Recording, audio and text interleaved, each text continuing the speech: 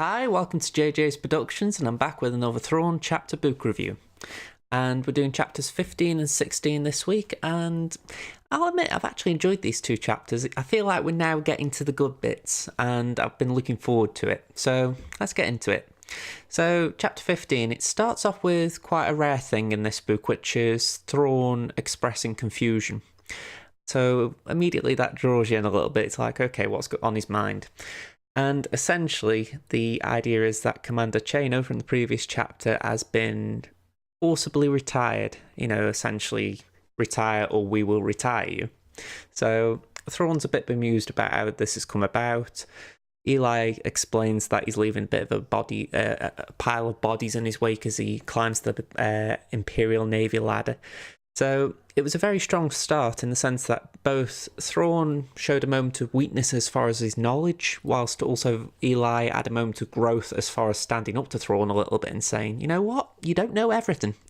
So again, I really loved that opening, and I'll be honest, I had to draw straight to that because the monologue is always there, and the monologue was about the idea that distractions can help solve problems, which is real life relatable, which a lot of these can be, but you know, this one feels very relatable, at least to me, in the idea that you can take your mind off one problem and by doing so it'll help you solve it. And they also combine this with the idea of exercise and training as a way of focusing your mind on something else. So it was an interesting monologue to begin with, and even though it wasn't great, it was still relatable, which I liked. It wasn't it wasn't like some of them where they go on about tactics all the time. So I appreciated that. It got back down to something that a reader would understand no matter what walk of life they're in. So good opening monologue. Anyway, going back to the story. Whilst they were having that little conversation about Thrawn being confused, they were waiting for Admiral Yularen? Either way, they were waiting for Yularen to finish with the meeting or whatever. They go in to see him, and essentially it's the idea that they're trying to work out what Night Swan is up to, or Signy, or whatever we're calling him. And yeah, the idea is that they've recognised a pattern that it's not just mining companies that are being absorbed or used as part of this plan. There is also a common theme of protests that are happening on planets, and they're using these protests to they're taking advantage of these protests. Thrawn asks the question that has Coruscant had any of these protests, and Yularen sort of sniffs at the idea as if to say, oh, you must be joking, you know, and then he explains that as you go lower and lower into the Coruscant underworld, it's essentially a brewing ground for that sort of activity.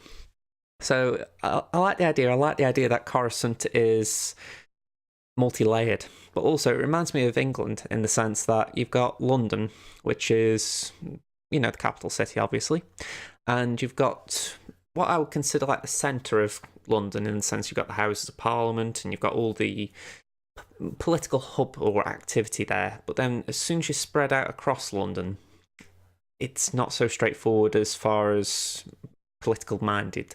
You know, maybe in the centre, everyone's very much leans one way, and as you branch out, they lean a different way.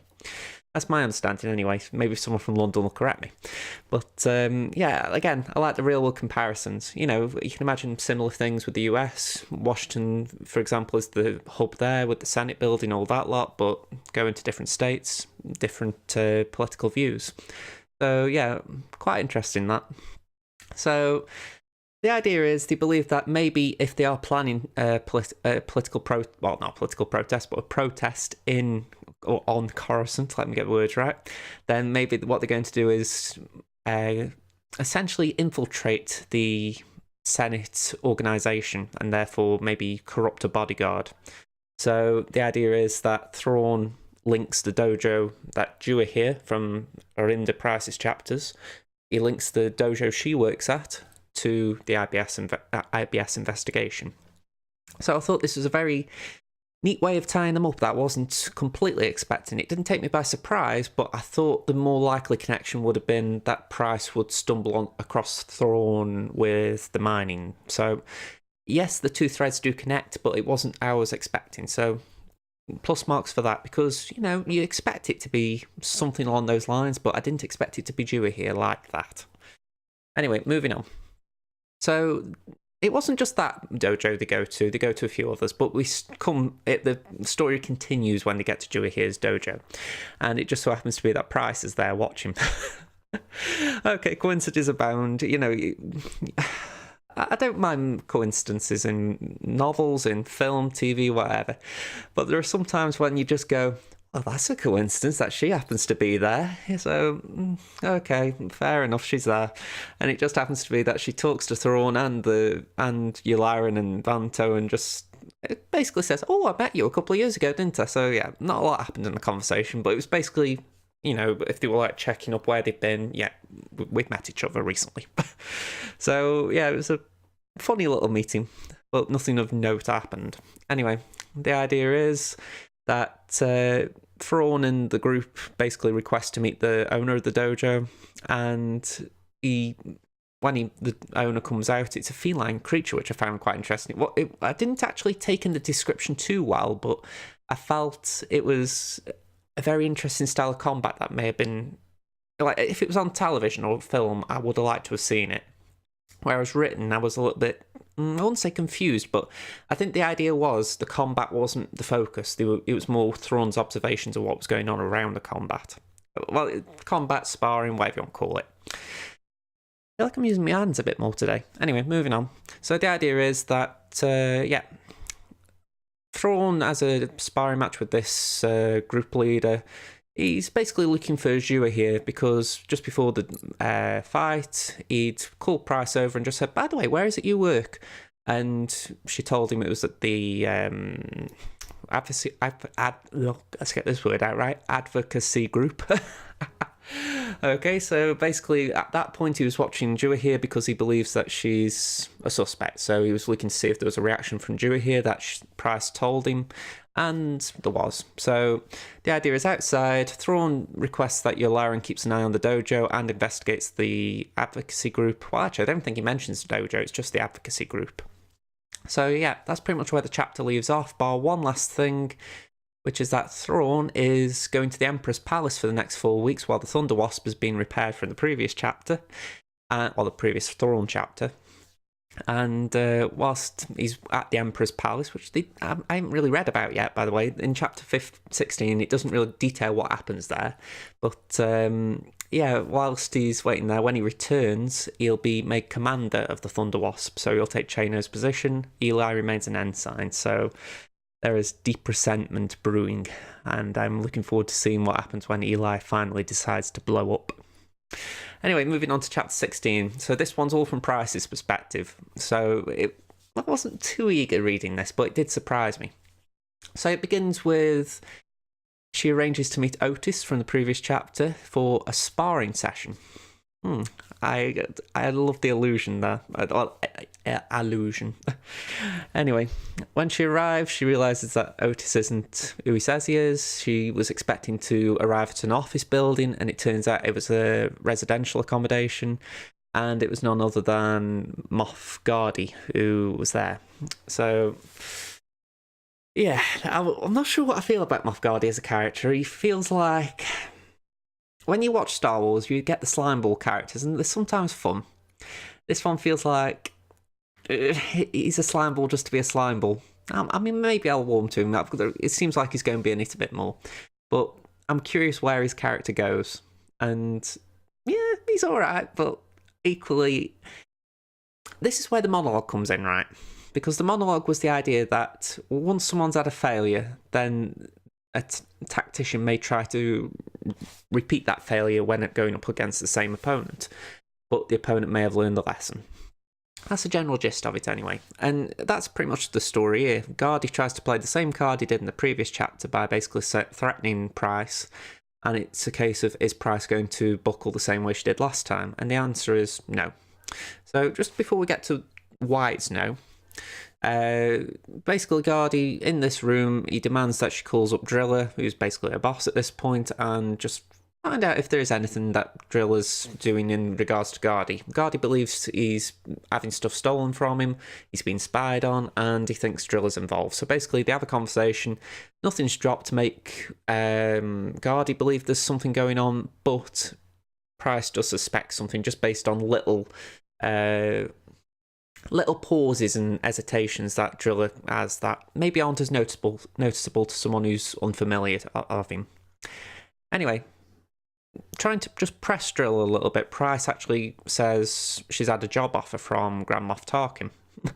The reason it was Tarkin is because in this little bit before, Gardy had mentioned that he thinks Tarkin might be the one behind it. So basically, she was trying to name drop him. And Driller really hesitates then enough that Gardy notices. So there wasn't any actual obvious deception from Driller, but there is obvious deception in the sense that he's obviously hiding something, we just don't know what. So yeah, that was about it as far as the phone conversation, well, not the phone, the communication goes.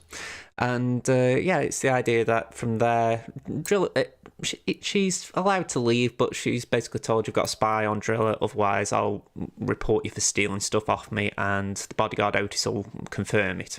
So she is backed into a corner a little bit, but as the monologue alludes, she's not exactly cornered. She's just basically in an uncomfortable position. So Price returns to the office and she starts researching Gardy. Very short paragraph or two just detailing that, and then she goes on a comm call. Next paragraph or two, she arrives at a cafe and she meets Thrawn, who, I love the description of him. He actually goes incognito. He has like dark shades on and he wears a hood. It really does look like he played the part, and I thought, okay, you know what's going on here. Anyway, this was what I'd been waiting for, and I think anyone reading this book would be waiting for this at this point, where you're just waiting for a private conversation between Price and Thrawn. It's a meeting of minds, essentially, and it didn't disappoint. The idea is that she requests that Thrawn, via Yularen, will basically testify her innocence if she provides evidence that Gardy is up to no good.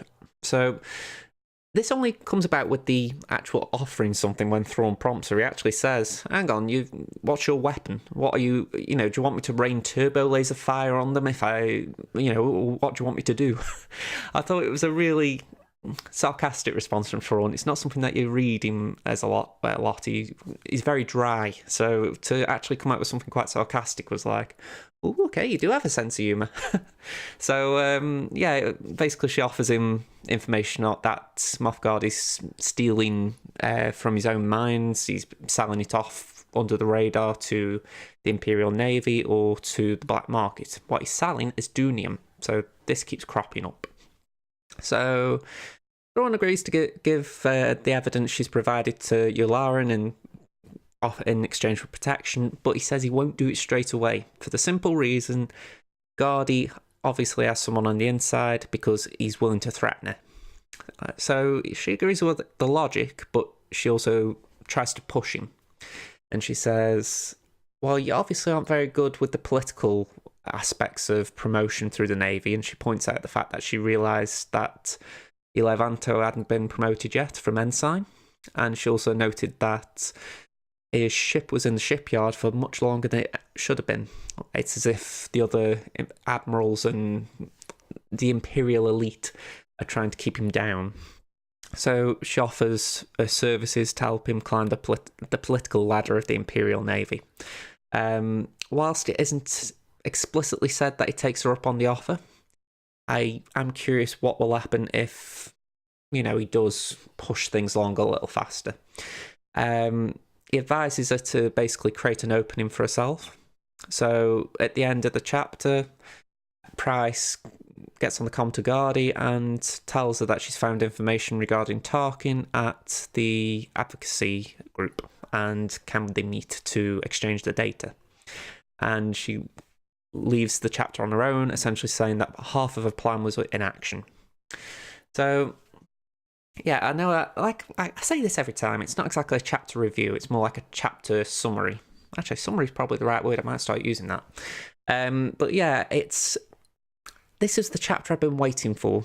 Basically, if we hadn't have had the Price sections, If she'd have been mentioned but not really shown, then I wouldn't have been interested in this. But the fact is, we've been given insights into Price. So I'm like, okay, if you're going to go into this much depth of Price, I want to see when she meets Thrawn and they have an exchange of minds. And this was a very good insight into what can happen when they're together.